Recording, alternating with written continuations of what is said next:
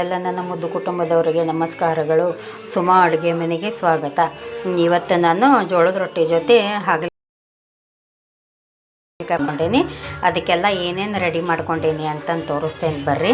ಅದಕ್ಕಿಂತ ಮೊದಲು ನೀವು ನನ್ನ ಚಾನಲ್ನ ಸಬ್ಸ್ಕ್ರೈಬ್ ಮಾಡ್ಕೊಳ್ರಿ. ಹಂಗೆ ಪಕ್ಕದಲ್ಲಿರೋ ಬೆಲ್ ಐಕನ್ ಬಟನ್ನ ಪ್ರೆಸ್ ಮಾಡಿ ನನಗೆ ಸಪೋರ್ಟ್ ಮಾಡಿರಿ ಪ್ಲೀಸ್. ಈಗ ಬರ್ರಿಗೆ ತೋರಿಸ್ತೇನೆ. ಈಗ ರೊಟ್ಟಿ ಮಾಡ್ಬೇಕಂತೇಳಿ ಹಿಟ್ಟು ಹಾಕಿ ಜಿಗಿಟ್ಟು ಹಾಕಿ ಇಟ್ಕೊಂಡ್ಬಿಟ್ಟೇನೆ. ಈಗ ಆನಂತರ ಈಗ ಹಾಗಲಕಾಯಿ ಪಲ್ಯ ಮಾಡ್ಬೇಕಂತೆ.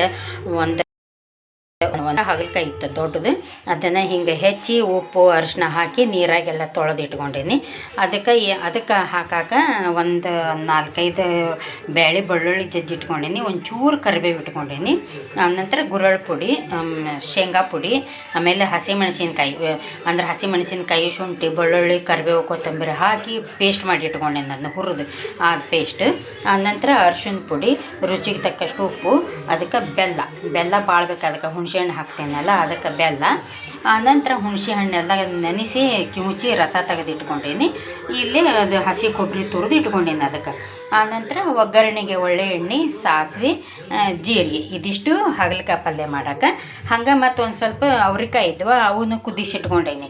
ಅದ್ರ ಜೋಡಿ ಅದನ್ನ ಒಗ್ಗರಣೆ ಹಾಕಿದ್ರತ್ತಂತ. ಇಷ್ಟು ಅವ್ರೆಕಾಯಿಗೆ ಸೋಸಿ ಕುದಿಸಿಟ್ಕೊಂಡೀನಿ. ಅವ್ರೆಕಾಯಿ ಒಗ್ಗರಣೆ ಹಾಕಕ್ಕೆ ಉಳ್ಳಾಗಡ್ಡಿ, ಆಮೇಲೆ ಕರಿಬೇವು, ಕೊತ್ತಂಬರಿ ಇಟ್ಕೊಂಡೀನಿ. ಈಗ ಇದು ಫಸ್ಟಿಗೆ ಹಾಗಲಕಾಯಿ ಪಲ್ಯ ಒಗ್ಗರಣೆ ಹಾಕ್ತೇನೆ ಬರ್ರಿ.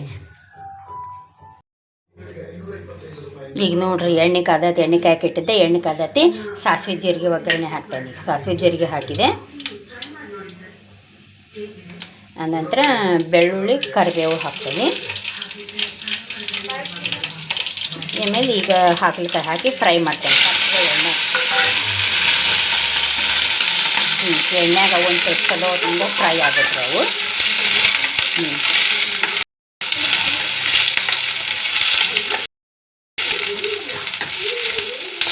ನೋಡಿ, ಎಣ್ಣೆಗೆ ಒಂದು 2 ಕಿಲೋ ಬೆಳ್ಳುಳ್ಳಿ ಹಾಕಿದ್ದೆ. ಎಷ್ಟು ಗಮ ಅನ್ನಕೊಂತಾರೆ ನೋಡ್ರಿ. ಅದು ಈಗ ಅದು ಎಣ್ಣೆ ಫ್ರೈ ಆಯ್ತು. ಅದಕ್ಕೆ ಮೊದಲು ಒಂದು ಸ್ವಲ್ಪ ರುಚಿಗೆ ತಕ್ಕಷ್ಟು ಉಪ್ಪು ಹಾಕ್ತೇನೆ.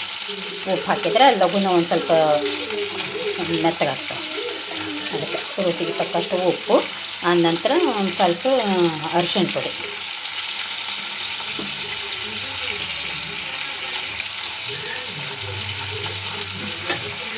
ಅರಿಶಿನ ಪುಡಿ ಹಾಕಿ, ಉಪ್ಪು ಅರಿಶಿನ ಪುಡಿ ಹಾಕಿಂದ ಮತ್ತೆ ಹಂಗೆ ಕೈ ಆಡಿಸ್ತೇನೆ ರೀ. ಕೈ ಆಡಿಸಿಂದ ಆನಂತರ ಇದಕ್ಕೆ ಹಸಿ ಖಾರ,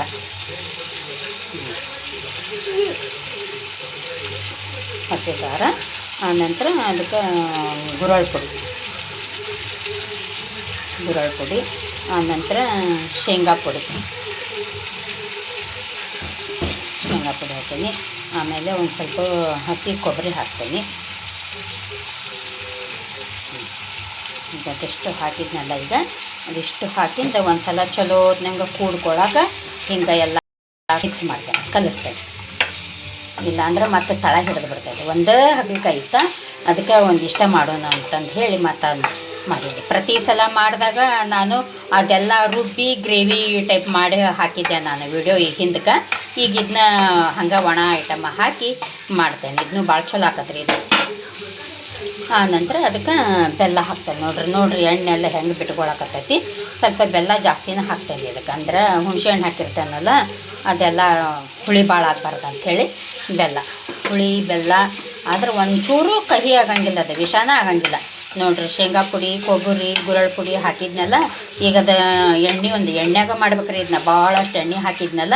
ಈಗ ಎಣ್ಣೆಲ್ಲ ಹೆಂಗೆ ಬಿಟ್ಕೊಳತ್ತದ ನೋಡ್ರಿ. ಒಂದು 5 ನಿಮಿಷ ಹಿಂಗೆ ಫ್ರೈ ಮಾಡಿ ಬಿಡ್ಬೇಕು. ಅದನ್ನ ಬಿಟ್ರೆ ಎಣ್ಣೆ ಬಿಟ್ಕೊತದ. ಎಣ್ಣೆ ಬಿಟ್ಕೊತತಿ. ಆನಂತರ ಈಗ ಅದಕ್ಕೆ ಸ್ವಲ್ಪ ನೀರು ಹಾಕಿ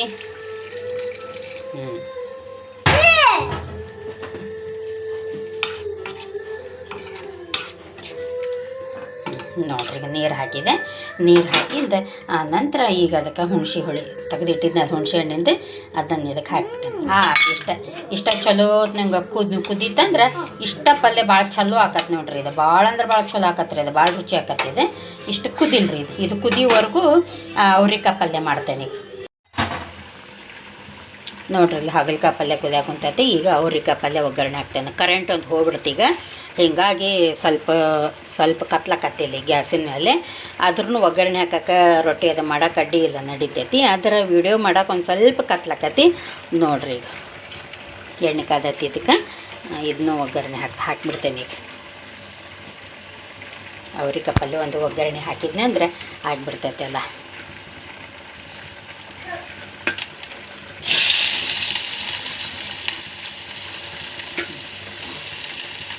ಅಂದರೆ ಅವ್ರಿಗೆ ಪಲ್ಯ ಒಂದು ಒಗ್ಗರಣೆ ಹಾಕಿಬಿಟ್ರೆ ಆಮೇಲೆ ಅವ್ರು ರೊಟ್ಟಿ ಮಾಡೋಕೆ ಬರ್ತೈತೆ ಅಂಥೇಳಿ ಅವ್ರಿಗೆ ಪಲ್ಯ ಒಗ್ಗರಣೆ ಹಾಕತ್ತೇನೆ ರೀ.